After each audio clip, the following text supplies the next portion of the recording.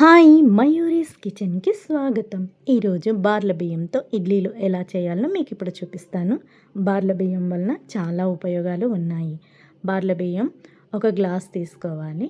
అదే గ్లాస్ తోటి 3 గ్లాసుల ఇడ్లీ రవ్వను తీసుకొని పక్కన పెట్టుకోవాలి.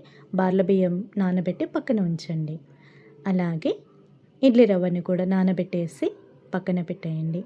ఈ రెండింటి 4 గంటల సేపు నానబెట్టనివ్వాలి. అలాగే 4 గంటల సేపు నానబెట్టిన బార్ల బియ్యాన్ని మొత్తం మిక్సీ జాడీలో వేసేసి మెత్తగా పిండిలాగా చేసుకొని పక్కన పెట్టుకోవాలి. ఇడ్లీ పిండి మిశ్రమాన్ని బాగా వంపేసి వాటర్నంతా తీసేసి పిండిని అంతా ఒక గిన్నెలో వేసుకొని బార్ల పిండిని కూడా ఈ గిన్నెలో వేసి బాగా కలుపుకొని నైట్ అంతా పెట్టేసేయండి.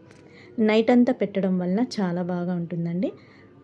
మార్నింగ్ టిఫిన్ టయానికి మీరు ఒక గిన్నె తీసుకొని అందులో ఆ మిశ్రమాన్ని వేసి సోలపొడి, సాల్టు, క్యారెట్ తురుము,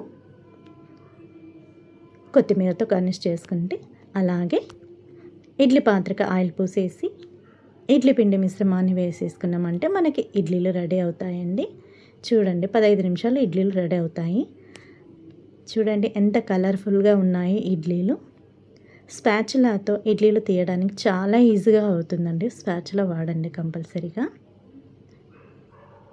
పల్లి చట్నీతో నేను టేస్ట్ చేశాము. చూడండి ఇడ్లీలు ఎంత ఫ్లఫీగా వచ్చినాయో, చాలా అంటే చాలా బాగున్నాయి. మా పిల్లలు కూడా చాలా నచ్చినాయి. మీకు నా వీడియోస్ నచ్చినట్లయితే